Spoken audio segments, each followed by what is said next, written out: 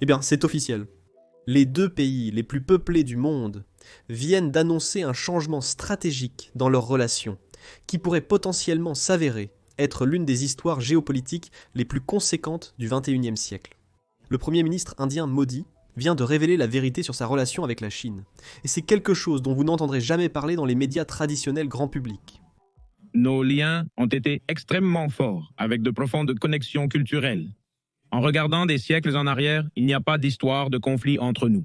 Il a toujours été question d'apprendre l'un de l'autre et de se comprendre mutuellement.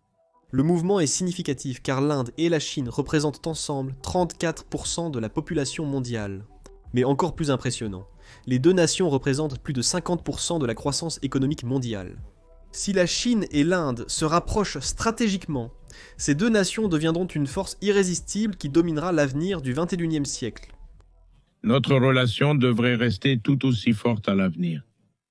Elle devrait continuer à se développer. Au lieu de la discorde, nous mettons l'accent sur le dialogue, car c'est seulement par le dialogue que nous pouvons construire une relation stable et coopérative qui sert au mieux les intérêts des deux nations.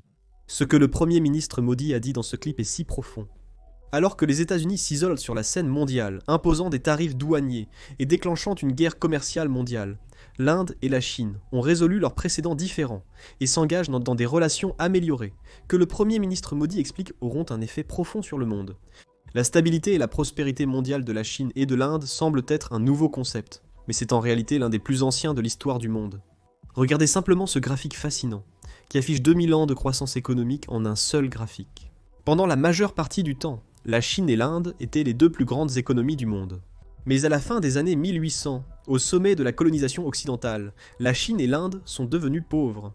Les États-Unis ont émergé au cours du XXe siècle pour devenir la superpuissance économique du siècle suivant.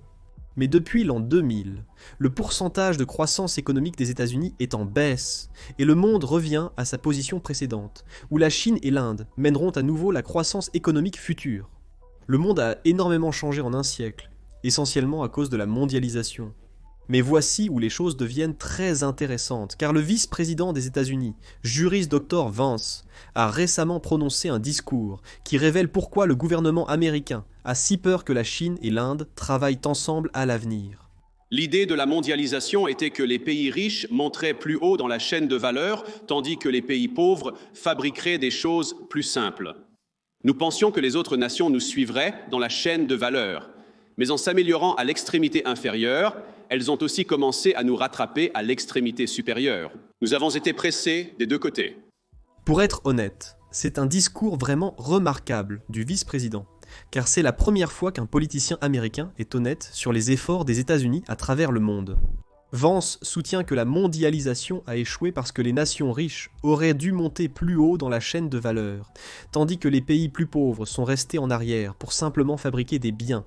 Dans un monde parfait pour un politicien américain, des pays comme la Chine et l'Inde pourraient fabriquer tous les produits dont les consommateurs américains ont besoin, mais idéalement, ils resteraient pauvres et n'atteindraient jamais le niveau des États-Unis.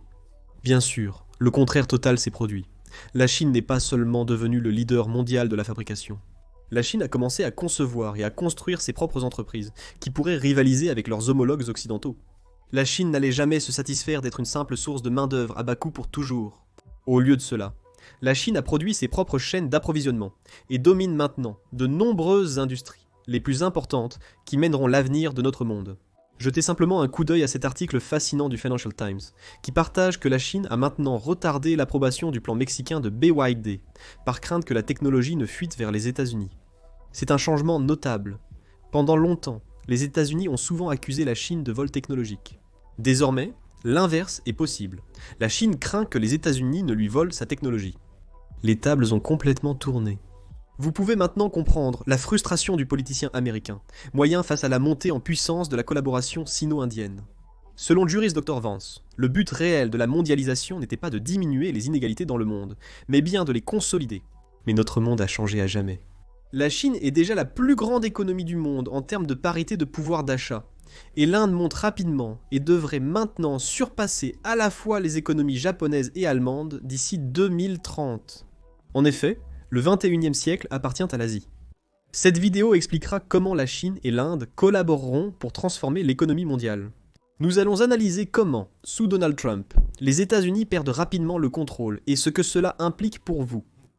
Un titre de l'Asia Media Center affirme que le choc de Trump 2.0 pousse le Japon et la Corée à reconsidérer leur place dans le monde. L'Inde et la Chine ne sont pas les seuls pays à renforcer leurs liens pour tirer parti du nouveau monde multipolaire actuel. La semaine dernière, les diplomates de Chine, du Japon et de Corée du Sud se sont rencontrés à Tokyo pour définir une nouvelle voie face à l'incertitude mondiale grandissante. Le ministre des Affaires étrangères japonais l'a dit le mieux, vu la situation internationale qui s'aggrave. Nous sommes peut-être à un tournant historique. Une histoire remarquable est en train de se dérouler. Depuis des décennies, les États-Unis sont le plus proche allié et le partenaire commercial le plus important pour le Japon et la Corée. En seulement 2 mois depuis le retour de Trump à la Maison-Blanche, la Chine a pu tisser des liens plus étroits avec des pays traditionnellement alignés avec Washington. C'est la première rencontre de haut niveau entre des responsables japonais et chinois depuis plus de 6 ans. Une fois encore, la guerre commerciale mondiale de Trump favorise une opportunité de taille pour l'avenir de la Chine. Pour l'un des aperçus les plus fascinants de cette situation, je veux que vous lisiez cet article de l'Académie de Chine, où Mao Keiji, chercheur invité à l'université Harvard, déclare que le début de la guerre commerciale était la meilleure chose que Trump ait faite à la Chine. J'ai eu l'occasion de me connecter personnellement avec Mao Keiji, et je vais bientôt l'amener sur cette chaîne pour partager ses précieuses perspectives du point de vue d'un jeune chercheur chinois. Mais cet article, que je vais lier dans la description ci-dessous, explique très clairement la réalité de la situation. Prédire ce qui se passera durant le second mandat de Trump est très difficile, mais pour l'instant, une chose paraît certaine. L'influence mondiale des États-Unis va considérablement diminuer durant le second mandat de Trump. C'est la tendance la plus claire qui se dégage jusqu'à présent. Si la politique de Trump continue à son rythme actuel, alors à la fin de ces 4 ans, le système d'alliance des États-Unis, le statut du dollar en tant que monnaie mondiale, l'influence de l'Amérique sur les institutions multilatérales, sa présence militaire à travers le monde, et même sa dominance idéologique et médiatique seront tous considérablement diminués. C'est un choix délibéré de l'administration Trump. J'apprécie vraiment l'analyse calme et rationnelle de Mao Keiji sur ce sujet. Donald Trump change tout dans le gouvernement américain, et avance agressivement dans des directions que nous n'avons jamais vues auparavant d'un président américain. Les mouvements agressifs ont semé la peur sur les marchés mondiaux. En somme, à chaque annonce de nouveaux tarifs par Trump, la bourse chute. Lorsqu'il annonce un retard tarifaire, la bourse rebondit. Comme nous l'avons mentionné au début de cette vidéo, Trump apporte une quantité incroyable d'instabilité politique et financière, à la fois sur le marché domestique et international. Mais si Trump continue sur cette voie, cela aboutira à un monde qui deviendra moins dépendant des États-Unis. Et en fait, c'est exactement pourquoi nous avons basculé vers un nouveau monde multipolaire où les pays ont maintenant de nombreuses options. Grâce à l'initiative de la ceinture et de la route et à son économie avancée, la Chine est devenue un partenaire commercial fiable pour la plupart des pays en développement dans le monde. Mais avec Trump menant les États-Unis sur une nouvelle voie, où l'influence mondiale de l'Amérique sera réduite, plus de pays suivront les traces de l'Inde, du Japon et de la Corée, et se rapprocheront de la Chine pour contrebalancer la guerre commerciale mondiale de Trump. J'ai trouvé cette analyse de ce chercheur chinois fascinante, car elle donne vraiment une perspective incroyable sur pourquoi tant de Chinois préféraient réellement que Donald Trump remporte les récentes élections américaines. Beaucoup d'Américains croient à tort que la Chine craint le président Trump, mais la réalité est assez loin de la vérité. Le surnom de Trump en Chine est des Yangotongji, qui se traduit littéralement par camarade constructeur de nation. C'est une façon amusante de dire essentiellement que les tarifs douaniers de Trump et la guerre commerciale contre la Chine aident en réalité la Chine à se développer en tant que nation. Écoutez à nouveau Mao Keiji expliquer l'opinion actuelle de nombreux chercheurs et intellectuels chinois. Pour être franc, je me fiche de savoir si Trump est bon ou mauvais pour la Chine. Il n'est qu'une variable marginale pour la Chine. La Chine est un vaste pays avec une grande population et une base industrielle massive. Dans de nombreux cas, tant que ses affaires intérieures sont bien gérées, il n'y a pas lieu de craindre une situation internationale volatile. La meilleure chose que Trump ait faite pour la Chine durant son premier mandat fut de déclencher la guerre commerciale et technologique. C'était un signal d'alarme qui a fait prendre conscience à la Chine de l'urgence de développer des voies technologiques indépendantes et contrôlables et d'accélérer sa transition vers les technologies intelligentes. Sans la politique de pression extrême de Trump, aucun département gouvernemental chinois ou entreprise domestique n'aurait été en mesure de conduire la transition vers des alternatives domestiques. Au final, l'impact positif ou négatif dépend de la résilience de la Chine face aux chocs externes. En fin de compte, renforcer les capacités de la Chine et se concentrer sur les priorités domestiques est probablement plus important que tout le reste. Il n'est pas nécessaire de se fixer sur Trump. Mais alors que nous arrivons à la conclusion de la vidéo d'aujourd'hui, je vous laisse avec une dernière réflexion de Mao Keji, dont le domaine d'expertise est en réalité l'Inde et les relations sino-indiennes.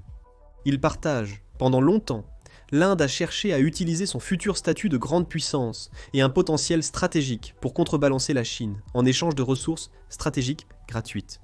Toutefois, si Trump devait explicitement fixer un prix pour ses ressources stratégiques et contraindre l'Inde à accepter toutes les conditions, Modi ne se plierait sûrement pas docilement.